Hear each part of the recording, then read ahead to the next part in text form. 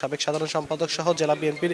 অন্যান্য বডিতে যে শীর্ষ নেতারা রয়েছেন তারা কিন্তু ইতিমধ্যেই জেলা প্রশাসক এবং রিটার্নিং কর্মকর্তা যিনি রয়েছেন তার কার্যালয়ে এসেছেন এবং এখান থেকে কিন্তু আসলে তারেক রহমানের পক্ষে তারা আজকে বগুড়া ৬ সদর আসনে কিন্তু বিএনপির ভারপ্রাপ্ত চেয়ারম্যানের পক্ষে তারা মনোনয়ন ফর্মটি উত্তোলন করবেন। এবং আপনাদেরকে জানিয়ে রাখি, এবারে কিন্তু আসলে বিএনপির ভারপ্রাপ্ত চেয়ারম্যান তারেক রহমান প্রথমবারের মতো আসলে ধানের শীষ প্রতীকে জাতীয় নির্বাচনে অংশগ্রহণ করছেন এবং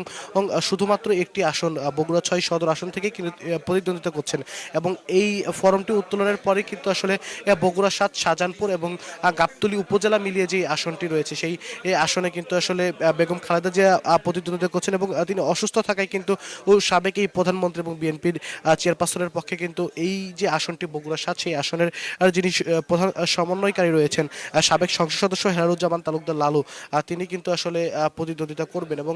দর্শক, আপনি যদি দেখানোর চেষ্টা করি যে এই যে মনোনয়ন ফর্মটি সেটা কিন্তু তোলার জন্য ও যে বগুড়া জেলা বিএনপি সাবেক সভাপতি দুজন ইতিমধ্যেই সামনে এসেছেন এবং জেলা বিএনপি সভাপতি কিন্তু আসবেন অল্প কিছুক্ষণের মধ্যে। পরপরে কিন্তু আসলে তার পক্ষে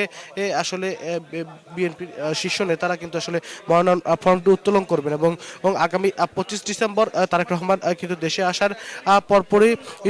কিন্তু আসলে এই যে বগুড়াই ৬ আসন থেকে তিনি প্রতিদ্বন্দ্বিতা করছেন। এখানে বিএনপির শীর্ষ নেতারা বলছেন যে তিনি কিন্তু নির্বাচনী প্রচারণায় অংশ করবেন এবং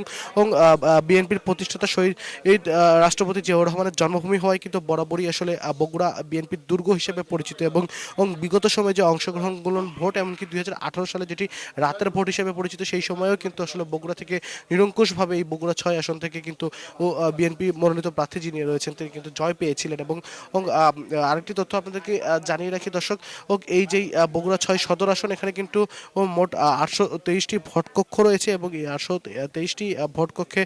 কিন্তু আসলে ৪,৪৯,০০০ ভোট কিন্তু তাদের ভোটাধিকার প্রয়োগ করবে, যার মধ্যে ২,২৮,০০০ কিন্তু মহিলা ভোটার রয়েছেন, অর্থাৎ মহিলা ভোটারের সংখ্যা কিন্তু বেশি এবং ২,২০,০০০-এর মতো রয়েছেন পুরুষ ভোটার। অর্থাৎ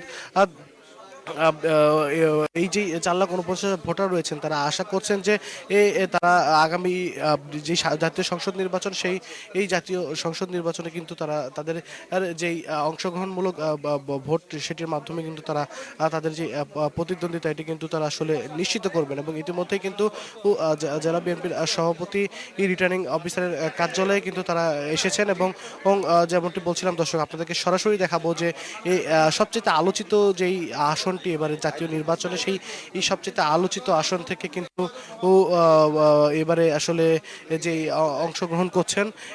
বিএনপির ভারপ্রাপ্ত চেয়ারম্যান তারেক রহমান, সেই আসনে কিন্তু ইতিমধ্যেই তিনি কিন্তু আসলে প্রতিদ্বন্দ্বিতা করবেন এবং সাধারণ মানুষরা কিন্তু আশা করছেন যে বিএনপির ভারপ্রাপ্ত চেয়ারম্যান তারেক রহমান এবং দলটির নেতাকর্মীরা যেমনটি বলছেন যে বরাবরের মতো এই আসন থেকে কিন্তু তারা নিরঙ্কুশ ভোট পেয়ে কিন্তু আসলে তারেক রহমান এই আসনটি থেকে নির্বাচিত হবেন এবং আগামীতে বিএনপি সাধারণ মানুষের ভোটের ম্যাগনেট নিয়ে কিন্তু রাষ্ট্র ক্ষমতায়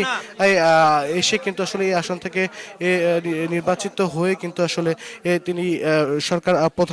প্রধানমন্ত্রী হিসেবে দায়িত্ব নেবেন। এবং দর্শক, আপনাদেরকে যদি আসলে ক্যামেরার চোখে দেখানোর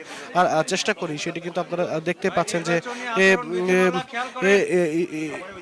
ইতিমধ্যেই জেলা বিএনপির বর্তমান যিনি সভাপতি রয়েছেন সাবেক মেয়র রেজাউল করিম বাদশা, সাবেক সভাপতি রয়েছেন জেলা বিএনপি সাইফুল ইসলাম, সাবেক মেয়র রয়েছেন এ কে এম মাহবুব সহ বিএনপি যারা শীর্ষ নেতারা রয়েছেন তারা কিন্তু এই মনোনয়ন ফর্মটি ওঠানোর জন্য এখানে এসেছেন এবং তারা কিন্তু সেই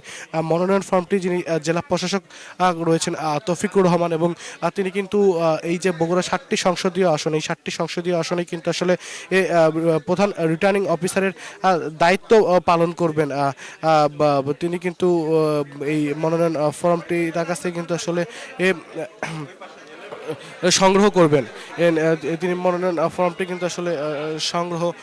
করবেন এবারে যে আসনটি থেকে। এবং আপনাদেরকে কিন্তু দর্শক সময়ের ক্যামেরায় সরাসরি দেখানোর চেষ্টা করছি এবং যেটি বগুড়ার সবচেয়ে আলোচিত যে আসনটি সারা দেশব্যাপী বগুড়া ৬ সদর উপজেলা নিয়ে যে আসনটি আসলে গঠিত, সেই এই আসনের কিন্তু যিনি এবারের প্রতিদ্বন্দ্বী ধানের শীষের বিএনপির ভারপ্রাপ্ত চেয়ারম্যান তারেক রহমান, তার পক্ষে কিন্তু আসলে দলটির শীর্ষ নেতা নেতারা এই যেই মনোনয়ন ফরম সেটি কিন্তু উত্তোলন করছেন এবং ইতিমধ্যেই জেলা বিএনপির শীর্ষ নেতারা এখানে এসেছেন। শীর্ষ নেতারাদের কাছ থেকে নেতারা কিন্তু আসলে যিনি জেলা প্রশাসক এবং বগুড়া 7টি সংসদীয় আসনের যিনি রিটার্নিং অফিসার তৌফিকুর রহমান তার কাছ থেকে কিন্তু মনোনয়ন ফরমটি উত্তোলন করবেন এবং এর পরপরই কিন্তু আসলে এই বগুড়া 7 যে আসনটি রয়েছে বেগম খালেদা জিয়ার যে নির্বাচনী আসন সেই এই আসন থেকে কিন্তু সেই আসনের যে প্রধান সমন্বয়কারী রয়েছেন হেলালুজ্জামান তালুকদার লালু তিনি কিন্তু আসলে বেগম খালেদা জিয়ার পক্ষে এই যে জেলা প্রশাসক রয়েছেন রিটার্নিং অফিসার তৌফিকুর রহমান আর তার কাছ থেকে কিন্তু আসলে তিনি এই মনোনয়ন ফর্মটি কিন্তু সংগ্রহ করবেন এবং যেমনটি বলছিলাম যে ইতিমধ্যেই বিএনপির শীর্ষ নেতারা এখানে এসেছেন এবং তারা হচ্ছে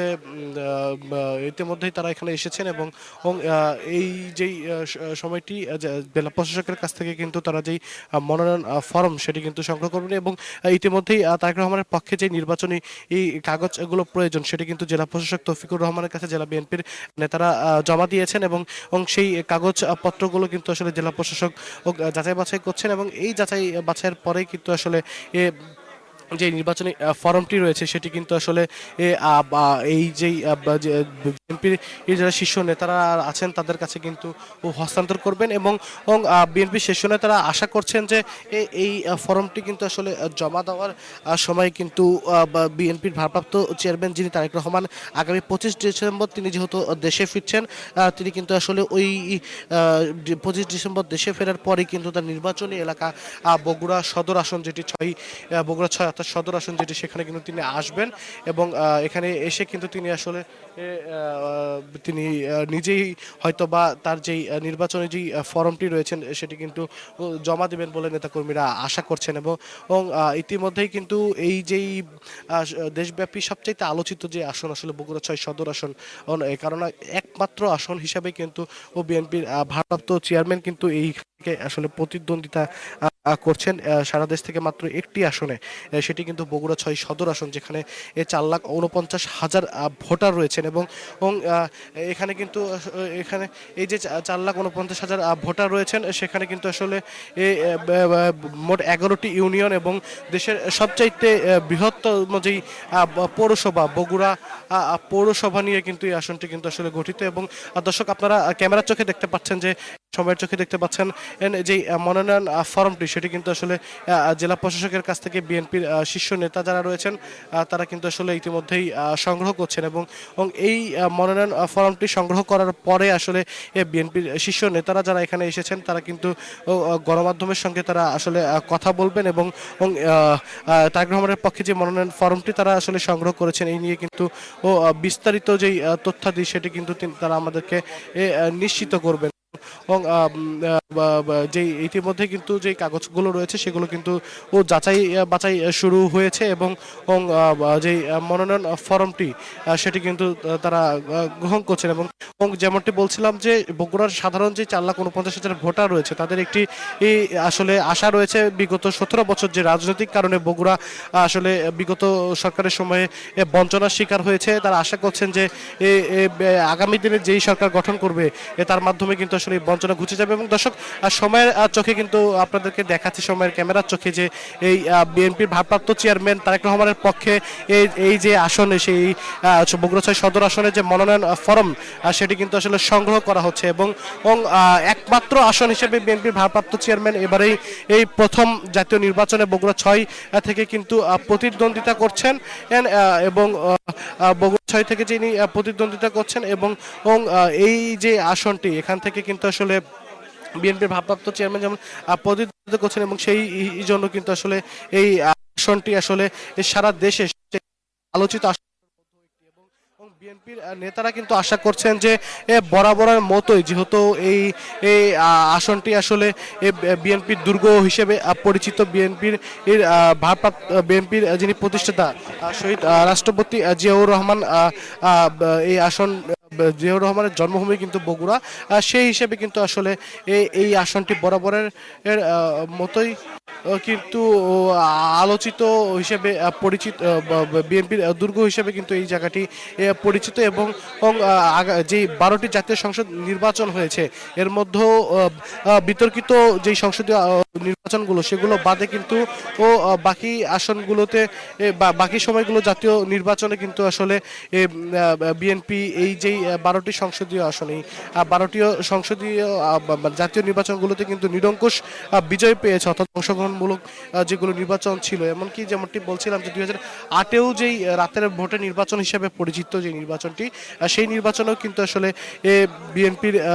এই বগুড়া 6 সদর আসন থেকে কিন্তু নিরঙ্কুশ বিজয় পেয়েছিল। এবং এবারে কিন্তু আসলে এই যে দুই আসনগুলো রয়েছে বগুড়ায়, সেই আসনগুলোতে কিন্তু বিএনপি যারা প্রতিদ্বন্দ্বী রয়েছেন তাদের প্রধান প্রতিদ্বন্দ্বী হিসেবে কিন্তু যারা জামায়াতের প্রার্থীরা আছেন তারা কিন্তু লড়াই করবেন। এবং সাধারণ মানুষ আশা করছেন যে একটি অংশগ্রহণমূলক ভোট কিন্তু আসলে তারা এবারে দেখবেন, এবং যেই আশা তারা করছেন এবং সেটি প্রতিফলন তারা এবারে জাতীয় সংসদ নির্বাচনে তারা দেখতে চান। এবং দর্শক, যেমনটি বলছিলাম যে ইতিমধ্যেই কিন্তু বিএনপির শীর্ষ নেতারা জেলা প্রশাসক এবং রিটার্নিং অফিসার যিনি বগুড়ার তৌফিকুর রহমান, তার কাছ থেকে কিন্তু বিএনপির ভারপ্রাপ্ত চেয়ারম্যান তারেক রহমানের পক্ষে কিন্তু এই যে নির্বাচনী যে মনোনয়ন ফর্ম সেটি কিন্তু তারা সংগ্রহ করেছেন, ইতিমধ্যেই সংগ্রহ করেছেন তারেক রহমানের কাছ থেকে। এবং এরপর পরে কিন্তু বগুড়া যে শাহজাহানপুর গাবতলী উপজেলায় যেখানে বিএনপির চেয়ারপারসন বেগম খালেদা জিয়া প্রতিদ্বন্দ্বিতা করছেন, সেই আসন থেকে কিন্তু আসলে বিএনপির যিনি সাবেক সংসদ সদস্য রয়েছেন এবং ওই আসনের প্রধান সমন্বয়কারী হেলালুজ্জামান তালুকদার লালু কিন্তু আসলে সেই ফর্মটি সংগ্রহ করবেন। তো বগুড়া থেকে এই ছিল আমার কাছে সর্বশেষ।